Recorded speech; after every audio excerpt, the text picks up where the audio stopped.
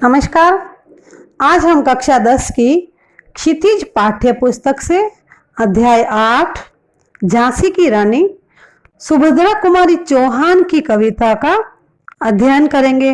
आइए देखते हैं कवयित्री परिचय। सुभद्रा कुमारी चौहान का जन्म प्रयाग जिले के निहालपुरा ग्राम में हुआ था। आपने असहयोग आंदोलन में प्रमुख भूमिका निभाई थी। सुभद्रा कुमारी जी ने प्रयाग से शिक्षा ग्रहण की और अनेक बार जेल गई। विद्यार्थी काल से ही कविता लेखन करते हुए आप हिंदी साहित्य की राष्ट्रीय भावधारा की प्रमुख कवयित्री रही। झांसी की रानी कविता से इन्हें विशेष ख्याति प्राप्त हुई।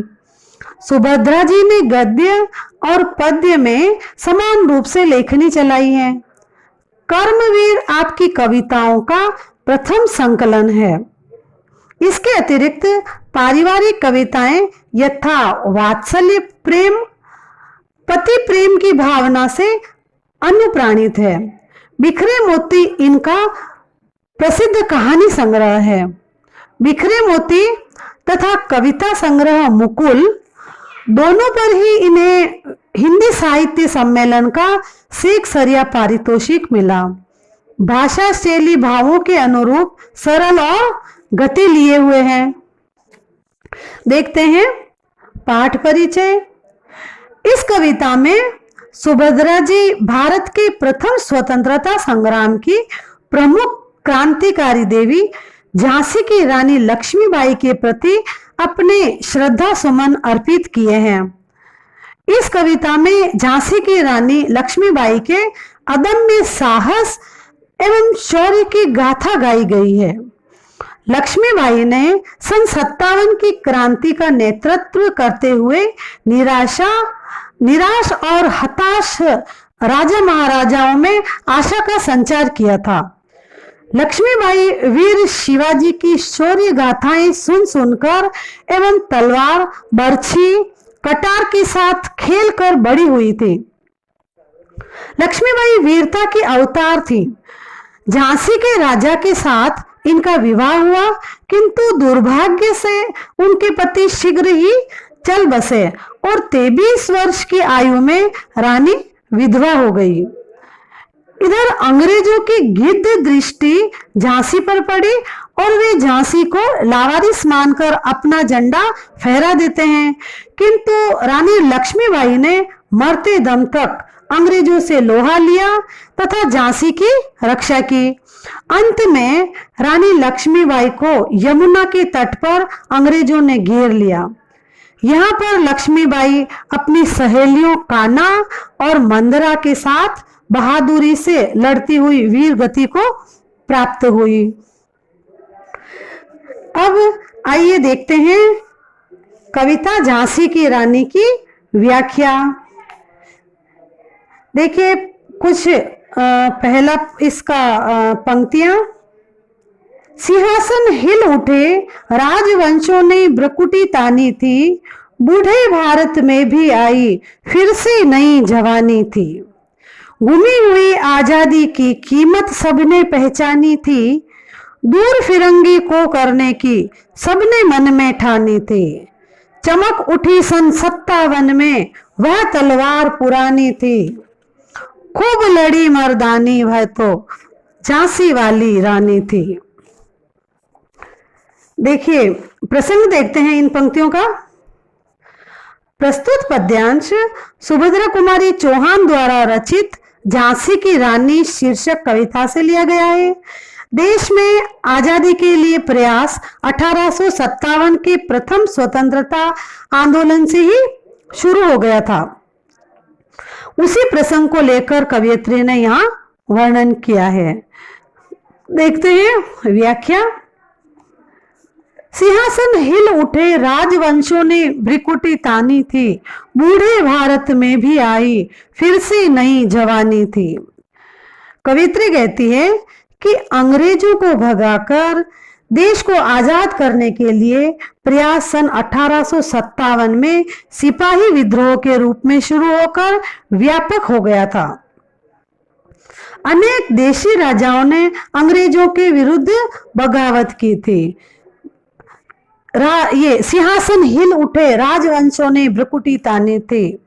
भ्रकुटी तानी यानी क्रोध, क्रोध किया। राजवंशों ने यानी राजाओं के परिवार में, राजाओं में क्रोध का संचार हो गया और उन्होंने अंग्रेजों के विरुद्ध बगावत करने की ठान ली थी। इसके परिणाम स्वरूप राजाओं का सिंहासन डोल उठा था।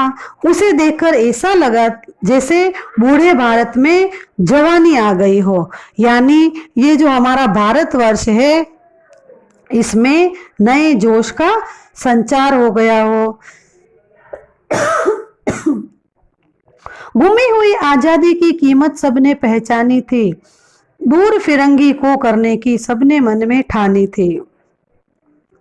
जनता ने तब अपनी गुमी हुई आजादी का महत्व फिर से अनुभव किया, फिर से अपनी आजादी के महत्व को समझा और तभी सभी ने मन में ठान ली कि हमारे देश में शासन कर हमें गुलाम बनाए रखने वाले राजा अंग्रेजों को भारत से दूर भगाना है। ये जो अंग्रेज हमारे देश पर शासन कर रहे हैं, इन सब राजाओं ने और इन भारत की जनता ने ये सोच लिया, ये विचार कर लिया कि इन अंग्रेजों को हमारे देश से दूर भगाना है, भारत से इनको दूर करना है, भारत से इनको बाहर करना है, ये सभी ने ठान लिया। उससे पहले सन 1857 में अंग्रेजों का विरोध शुरू हुआ था। इसी के लिए कवियत्री ने सन 57 के विद्रोह को पुरानी तलवार का चमकना कहा है। ये चमक उठी सन 57 में, वह तलवार पुरानी थी। इससे पहले 1857 में अंग्रेजों का विद्रोह शुरू हुआ था। इसी कारण कवियत्री ने इस विद्रोह को पुरानी तलवार को चमकना कहा है। कवियत्री कहती है कि सन 57 के विद्रोह के बारे में हमने बुंदेलखंड के हर बोलों द्वारा गाए जाने वाले गीतों में सुना था। ये बुंदेले हर बोलों के मुंह हमने सुनी कहानी थी, खूब लड़ी मर्दानी वह तो झांसी वाली रानी थी। बुंदेलखंड के जो हर बोले हैं, हर बोले यानी बुंदेलखंड की एक विशेष जाति जो राजा महाराजाओं के यश गाती है, उन हर बोलों के मुंह से हमने ये गाए जाने वाले गीतों में सुना था कि देशी राजाओं की तरह झांसी की रानी लक्ष्मीबाई ने भी 1857 के युद्ध में भाग लेकर मर्दों की तरह वो लड़ी थी। देखिए अगली पंक्तियां। कानपुर के नाना की मुंह बोली बहन छबीली थी, लक्ष्मीबाई नाम, पिता की वह संतान अकेली थी। नाना के संग पढ़ती थी, वह नाना के संग खेली थी। बरछी ढाल कृपाण कटारी उसकी यही सहेली थी। वीर शिवाजी की गाथाएं उसको याद जुबानी थी। बुंदेले हर बोलों के मुंह हमने सुनी कहानी थी। खूब लड़ी मर्दानी वह तो झांसी वाली रानी थी। इन पंक्तियों का प्रसंग देखते हैं। प्रस्तुत पद्यांश सुभद्रा कुमारी चौहान की झांसी की रानी शीर्षक कविता से लिया गया है। यह कवियत्री ने लक्ष्मीबाई का परिचय दिया है। देखते हैं व्याख्या। कानपुर के नाना की मुंह बोली बहन छबीली थी, लक्ष्मीबाई नाम, पिता की वह संतान अकेली थी। कवियत्री कहती हैं कि झांसी की रानी लक्ष्मीबाई नाना साहब की मुंह बोली बहन थी। वो अच्छी छवि वाली थी, यानी सुंदर थी। वो सुंदर थी और उनका नाम लक्ष्मीबाई था। वह अपने पिता की अकेली संतान थी। लक्ष्मीबाई नाम, पिता की वह संतान अकेली थी। वह अपने माता पिता की अकेली संतान थी। वो नाना के साथ पढ़ी और खेली थी। नाना के संग पढ़ती थी, वह नाना के संग खेली थी। बरछी ढाल कृपाण कटारी उसकी यही सहेली थी। वह बचपन में नाना के साथ पढ़ाई उसने नाना के साथ की और नाना के साथ खेली थी। बचपन से ही बरछी, ढाल, तलवार और कटारी जैसे लड़ाई में काम आने वाली चीजों, इन हथियारों को उसने बचपन में ही वो इन हथियारों के साथ खेली थी। ये ही हथियार उसकी सहेली थे। यानी ये सारे बरछी, ढाल, तलवार, कटारी ये सब लक्ष्मीबाई को प्रिय थी। वीर शिवाजी की गाथाएं उसको याद जुबानी थी। बुंदेले हर बोलों के मुंह हमने सुनी कहानी थी। खूब लड़ी मर्दानी वह तो झांसी वाली रानी थी। उसे शिवाजी जैसे वीर पुरुषों की कहानियां मौखिक याद थी। वीर शिवा की गाथाएं उसको मौखिक मुंह जबानी कंठस्थ याद थी। इससे भी ये प्रतीत होता है कि उसमें बचपन से ही वीरता के गुण समाये हुए थे। ये सब बातें हमने बुंदेलखंड के हर बोलों द्वारा गाए जाने वाले गीतों में सुनी थी। वह मर्दों के गुण से युक्त झांसी वाली रानी थी, यानी वो मर्दानी थी। कवित्री ने झांसी की रानी लक्ष्मीबाई के बाल्यकाल का चित्रण किया है और उसके व्यक्तित्व में समाये हुए गुणों का यहाँ पर वर्णन किया है। आगे की पंक्तियां देखते हैं इस अभी जो व्याख्या की हमने इसके कुछ कठिन शब्द देखिए। मुंह से बोली हुई, मुंह बोली। छबीली, सुंदर, संग, साथ, कृपाण, तलवार, कटारी, छोटी तलवार, गाथा, कहानी, जुबानी, मौखिक। अब देखते हैं अगली कुछ पंक्तियों की व्याख्या। लक्ष्मी थी या दुर्गा थी, वह स्वयं वीरता की अवतार। देख मराठे पुलकित होते उसकी तलवारों के वार। नकली युद्ध व्यूह की रचना और खेलना खूब शिकार। सैन्य घेरना, दुर्ग तोड़ना ये थे उसके प्रिय खिलवाड़। महाराष्ट्र कुल देवी उसकी भी आराध्य भवानी थी। बुंदेले हर बोलों के मुंह हमने सुनी कहानी थी। खूब लड़ी मर्दानी वह तो झांसी वाली रानी थी। इस पद्यांश की इसका प्रसंग देखते हैं। देखिए, प्रस्तुत पद्यांश सुभद्रा कुमारी चौहान द्वारा रचित झांसी की रानी शीर्षक कविता से लिया गया है। कवियत्री ने लक्ष्मीबाई के बाल्यकाल में ही समाये वीरता के गुणों का यहाँ पर चित्रण किया है। व्याख्या देखते हैं। कानपुर के नाना नहीं, ये हो लक्ष्मी थी या दुर्गा थी, वह स्वयं वीरता की अवतार। देख मराठे पुलकित होते उसकी तलवारों के वार। कवित्री कह रही हैं कि लक्ष्मीबाई में वीरतापूर्ण कार्यों को लक्ष्मीबाई के वीरतापूर्ण कार्यों को देखकर यही लगता था कि वह दुर्गा थी या लक्ष्मी थी। वह वीरता की भावना की जैसे अवतार थी। लक्ष्मी थी या दुर्गा थी, वह स्वयं वीरता की अवतार। रानी लक्ष्मीबाई वीरता की अवतार थे। मराठे लोग उसे देखकर प्रसन्न हो उठते थे। देख मराठे पुलकित होते उसकी तलवारों के वार। जो तलवारों से वार करती थी लक्ष्मीबाई, उनके प्रहार को देखकर मराठे प्रसन्न हो उठते थे। उन्हें लक्ष्मीबाई की तलवार के प्रहार को देखकर बड़ी प्रसन्नता होती थी। नकली युद्ध व्यूह की रचना और खेलना खूब शिकार। सैन्य घेरना, दुर्ग तोड़ना ये थे उसके प्रिय खिलवाड़। वो बचपन में क्या खेल खेलती थी? वो युद्ध का अभ्यास करने के लिए नकली युद्ध की व्यवस्था करती थी। सैनिकों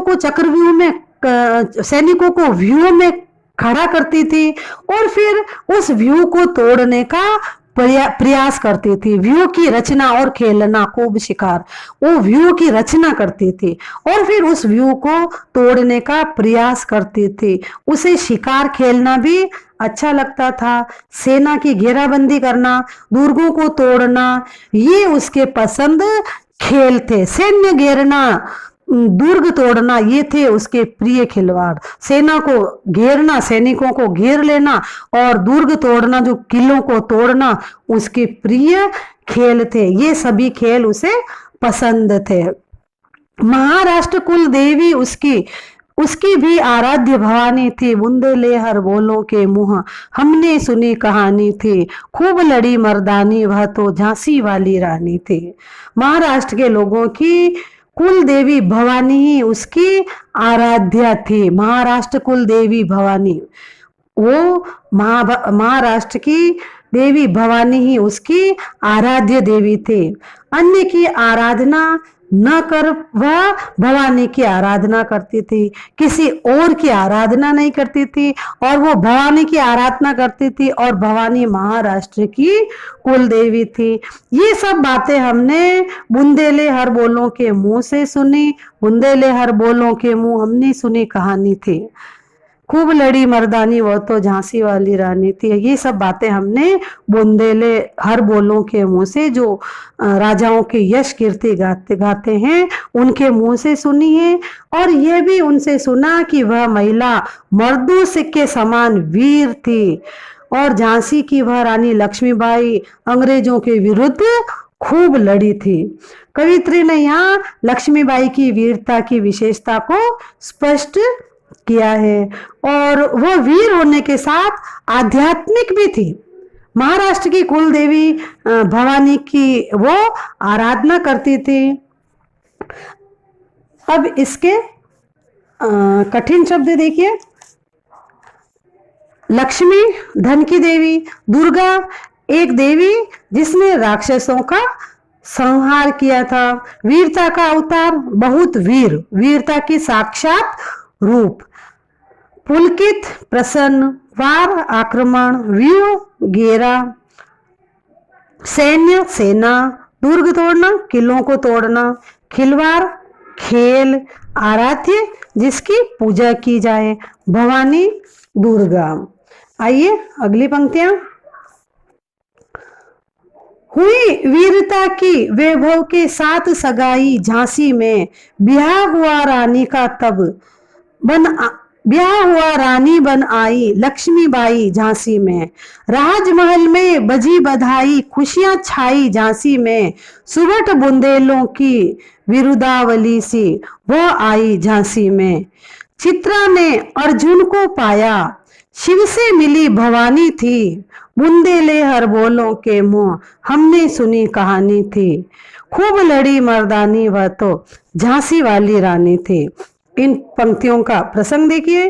प्रस्तुत पद्यांश से ये सुभद्रा कुमारी चौहान द्वारा रचित झांसी की रानी शीर्षक कविता से लिया गया है। कवियत्री ने यहाँ धन संपन्न राजा गंगाधर राव और वीरता की प्रतिमूर्ति लक्ष्मीबाई के विवाह की जानकारी दी है। देखिए व्याख्या। हुई वीरता की वैभव के साथ सगाई झांसी में, ब्याह हुआ रानी बन आई लक्ष्मीबाई झांसी में। कवियत्री ने कह रही है कि लक्ष्मीबाई का विवाह झांसी के राजा गंगाधर राव के साथ हुआ था। राजा होने के कारण वे वैभवशाली थे, संपन्न थे और लक्ष्मीबाई अत्यधिक वीर थी। लक्ष्मीबाई वीरांगना थी, अत्यधिक वीर थी। इस दृष्टि से कवियत्री ने वीरता की वैभव के साथ सगाई होने की बात कही है। हुई वीरता की वैभव के साथ सगाई थी। यहाँ पर कवियत्री कह रही है वीरता की वैभव के साथ सगाई हुई, यानी उनके जो पति थे गंगाधर राव, वो राजा होने के कारण वैभवशाली थे और रानी में वीरता कूट कूट कर भरी हुई थी। तो इसीलिए इसी दृष्टि से कवियत्री ने वीरता की वैभव के साथ सगाई होने की बात कही है। ब्याह होकर ब्याह हुआ, रानी बन आई लक्ष्मीबाई झांसी में। ब्याह होकर आई अब लक्ष्मीबाई झांसी में आई और बाई झांसी की रानी कहलाई। उसके आगमन पर राजमहल में बजी बधाई, खुशियां छाई झांसी में। सुबह बुंदेलों को की विरुदावली सी वह आई झांसी में। उसके आगमन पर, उसके झांसी में आने पर, ब्याह राजा से ब्याह होकर झांसी में आने पर झांसी के राजमहल में खुशियां मनाई गई। वहां पर चारों तरफ खुशियां फैल गई। विवाह के उपलक्ष्य में उसे बधाइयां दी गई। उसका आगमन ऐसा था मानो वह उसके रूप में वीर योद्धाओं की विरुदावली गुण समूह ही झांसी में आया हो। यानी जो उस विरुदावली यानी जो प्रशंसा के गीत गाए गए झांसी की रानी लक्ष्मीबाई के विवाह में, उसमें कहा गया है कि ऐसा लगता था कि जैसे वीर योद्धाओं का समूह ही, वीर योद्धाओं से भरे हुए गुणों का समूह ही झांसी में आ गया हो। चित्रा ने अर्जुन को पाया, शिव से मिली भवानी थी, बुंदेले हर बोलों के मुंह हमने सुनी कहानी थी। खूब लड़ी मर्दानी वह तो झांसी वाली रानी थी। जिस प्रकार चित्रा यानी सुभद्रा को पति रूप में अर्जुन प्राप्त हुए, भवानी यानी पार्वती को शिवजी प्राप्त हुए, उसी प्रकार लक्ष्मीबाई को उसके पति गंगाधर राव प्राप्त हुए।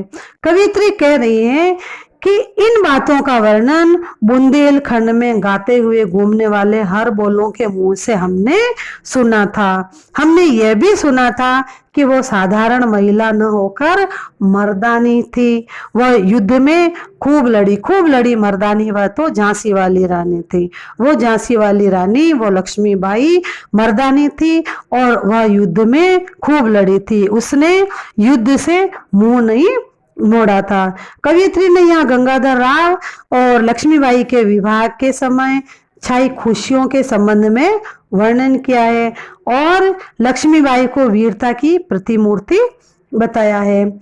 इसके पद्यांश के कठिन शब्द देखिए। वैभव, धन दौलत, ऐश्वर्य, ब्याह, विवाह, बजी बधाई यानी बधाई के गीत गाना, खुशियां मनाना, सुभट वीर योद्धा, विरुदावली प्रशंसा के गीत, चित्रा सुभद्रा का अन्य नाम। आइए अगला पद्यांश। उदित हुआ सौभाग्य मुदित महलों में उजियारी छाई, किंतु काल गति चुपके चुपके काली घटा घेर लाई। तीर चलाने वाले कर में उसे चूड़ियां कब भाई, रानी विधवा हुई हाय विधि को भी नहीं दया आई। निसंतान मरे राजा जो रानी शोक समानी थी, बुंदेले हर बोलों के मुंह हमने सुनी कहानी थी। खूब लड़ी मर्दानी वह तो झांसी वाली रानी थी। इस पद्यांश का प्रसंग देखते हैं। देखिए, प्रस्तुत पद्यांश सुभद्रा कुमारी चौहान द्वारा रचित झांसी की रानी शीर्षक कविता से लिया गया है। कवियत्री ने यहाँ झांसी के महलों के सौभाग्य और दुर्भाग्य का वर्णन किया है। आइए देखते हैं व्याख्या। उदित हुआ सौभाग्य मुदित महलों में उजियाली छाई, किंतु काल गति चुपके चुपके काली घटा घेर लाई। कवियत्री कह रही है कि झांसी के महलों में रानी के रूप में लक्ष्मीबाई का आगमन तो सौभाग्य की बात थी। ये सौभाग्य था झांसी का कि वहां पर लक्ष्मीबाई विवाह करके महलों में आई। उसके आने पर महलों में सभी तरफ प्रसन्नता छा गई, किंतु धीरे धीरे समय का परिवर्तन हुआ। दुर्भाग्य की काली घटा गिर आई और एक दुर्भाग्यपूर्ण ऐसी घटना घटित हुई, रानी लक्ष्मीबाई के पति का निधन हो गया। और रानी लक्ष्मीबाई के पति का निधन होने से रानी विधवा हो गई। ऐसा लगा कि विधाता को तीर चलाने वाली लक्ष्मीबाई के हाथों में धारण की हुई चूड़ियां सहन नहीं हुई। तीर चलाने वाले कर में, कर यानी हाथ, उसी चूड़ियां कब भाई, रानी विधवा हुई हाय, विधि को भी नहीं दया आई। अब ऐसा लगता था कि जैसे विधाता को भी रानी के हाथ में चूड़ियां धारण की हुई सहन नहीं हुई और वो उसके रानी पर दया नहीं आई और रानी विधवा हो गई। राजा गंगाधर राव को अभी कोई संतान भी प्राप्त नहीं हुई थी। निसंतान मरे राजा जी, रानी शोक समानी थी। बूंदे ले हर बोलों के मुंह, हमने सुनी कहानी थी। खूब लड़ी मर्दानी वह तो झांसी वाली रानी थी। राजा गंगाधर राव की जब मृत्यु हुई थी, लक्ष्मीबाई के पति की जब मृत्यु हुई थी, उस समय उनको कोई संतान नहीं थी और राजा निसंतान ही मर गए थे। विधाता को लक्ष्मीबाई की इस दोहरी परेशानी पर भी दया नहीं आई और रानी पति के मरने पर शोक मग्न हो गई। रानी शोक समानी थी, रानी शोक में समा गई, यानी रानी अपने पति के मरने पर रानी शोक में डूब गई। ये बातें हमने बुंदेले हर बोलों के मुंह से गाए जाने वाले गीतों में सुनी है। हमें यह भी जान पड़ा है, यह भी हमने जाना है कि रानी मर्दानी थी और वो शत्रुओं के साथ खूब वीरता से उसने युद्ध किया था, वीरता पूर्वक वो शत्रुओं से लड़ी थी। कवियत्री ने महलों की खुशी और उनमें समाने वाले दुख का यहाँ पर मार्मिक चित्रण किया है, मर्मस्पर्शी चित्रण किया है।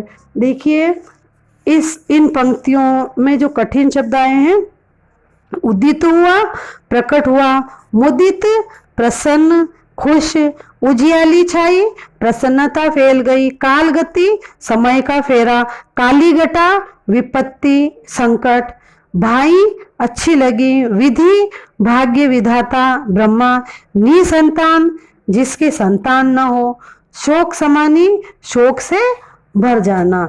आइए देखते हैं अगली पंक्तियां। बुझा दीप झांसी का तब डलहौजी मन में हर्षाया, राज्य हड़प करने का उसने यह अच्छा अवसर पाया। फौरन फौजें भेज दुर्ग पर अपना झंडा फहराया, लावारिस का वारिस बनकर ब्रिटिश राज्य झांसी आया। अश्रुपूर्ण रानी ने देखा, झांसी हुई वीरानी थी, बुंदेले हर बोलों के मुंह, हमने सुनी कहानी थी। खूब लड़ी मर्दानी वह तो झांसी वाली रानी थी। इन पंक्तियों का प्रसंग देखते हैं। देखिए प्रस्तुत पद्यांश सुभद्रा कुमारी चौहान द्वारा रचित झांसी की रानी शीर्षक कविता से लिया गया है। कवियत्री ने यहाँ रानी की शोकपूर्ण स्थिति और अंग्रेज शासक की कपटपूर्ण नीति का चित्रण किया है। देखिए व्याख्या। बुझा दीप झांसी का तब डलहौजी मन में हर्षाया, राज्य हड़प करने का उसने यह अच्छा अवसर पाया। कवियत्री कहती हैं कि रानी लक्ष्मीबाई के पति के निधन से तो जैसे झांसी राज्य का दीपक ही बुझ गया। बुझा दीप झांसी का, झांसी का जो राज्य था उसका ऐसा लगता था कि उस राज्य का दीपक ही बुझ गया। उनका निधन निराशा झांसी के लिए दुख का ही कारण सिद्ध हुआ। किंतु अंग्रेज शासक डलहौजी इससे प्रसन्न हो गया। डलहौजी मन में हर्षाया। गंगाधर राव की मृत्यु हुई तो ऐसा लगा कि जैसे झांसी का राज्य का तो दीपक ही बुझ गया है, चारों तरफ अंधेरा छा गया जैसे। लेकिन डलहौजी वहां का शासक था, उसको तो प्रसन्नता हुई। वो अंग्रेज शासक डलहौजी इतना प्रसन्न हुआ क्योंकि उसे झांसी राज्य को अपने अधिकारी में लेने का अच्छा अवसर मिल गया। उसने झांसी को अपने राज्य में मिलाने का कोशिश की और उसे ये सुअवसर मिल गया कि वहां के राजा की मृत्यु हो गई और उनके कोई भी संतान भी नहीं थी, तो उसे ये अच्छा अवसर मिल गया कि झांसी को अंग्रेजी राज्य में मिला ले। डलहौजी ने झांसी को अपने अधिकार में लेने के लिए तुरंत ही अपनी सेना भेज दी। फौरन फौजें भेज दुर्ग पर अपना झंडा फहराया, लावारिस का वारिस बनकर ब्रिटिश राज्य झांसी आया। अब जब झांसी लावारिस हो गया तो डलहौजी ने झांसी को अपने अधिकार में लेने के लिए तुरंत वहां पर क्या भेज दी, फौरन फौजें भेजी, वहां पर सेना भेज दी और झांसी के किले को अपना अंग्रेजी राज्य का घोषित कर दिया, अंग्रेजी राज्य में उसने शामिल कर दिया, अंग्रेजी राज्य का हिस्सा उसने बना लिया। और इसकी सूचना के लिए उसने झांसी के किले पर अपना झंडा फहरा दिया। झांसी राज्य का कोई उत्तराधिकारी नहीं था, तो डलहौजी ने स्वयं ही वहां का राज्य का मालिक बनकर वहां आ गया, क्योंकि वहां का कोई वारिस नहीं था। कोई वारिस नहीं होने के कारण डलहौजी वहां पर राज्य का मालिक, उस झांसी राज्य का मालिक बनकर वहां आ गया। अश्रुपूर्ण रानी ने देखा झांसी हुई वीरानी थी, बुंदेले हर बोलों के मुंह हमने सुनी कहानी थी, खूब लड़ी मर्दानी वह तो झांसी वाली रानी थी। और अब ये जो ऐसा घटनाक्रम हुआ, ये दुखद घटनाक्रम हुआ, रानी लक्ष्मीबाई ने ये घटना चक्र दुख के कारण अपनी अश्रु से भरी हुई आंखों से, अश्रुपूर्ण आंखों से देखा और उसे लगा कि अपनी झांसी आज पराई हो गई। झांसी हुई वीरानी थी, वीरानी पराई हो गई, उसे ऐसा लगा कि झांसी ये आज पराई हो गई। कवियत्री कहती हैं कि यह सब जानकारी हमें बुंदेले हर बोलों के मुंह से प्राप्त हुई और यह भी सुना कि वहां पर मर्दानी लक्ष्मीबाई ने अंग्रेजों से खूब युद्ध लिया था, अंग्रेजों से उसने लोहा लिया था। यहाँ कवियत्री ने असमय आई लक्ष्मीबाई की दुखपूर्ण स्थिति का मार्मिक वर्णन किया है और डलहौजी की मनमानी और हृदयहीनता का यहाँ पर चित्रण किया है। देखिए ये यहाँ कठिन शब्द, बुझा दीप, दीपक का बुझना, मृत्यु होना, हर्षाया प्रसन्न हुआ, हड़प करने अधिकार में लेने, अवसर मौका, फौरन तुरंत, लावारिस जिसका कोई वारिस या उत्तराधिकारी नहीं हो, अश्रुपूर्ण आंसुओं से युक्त, वारिस उत्तराधिकारी, वीरानी दूसरे की, पराई। आगे की कविता की व्याख्या हम अगले वीडियो में देखेंगे। तब तक के लिए धन्यवाद।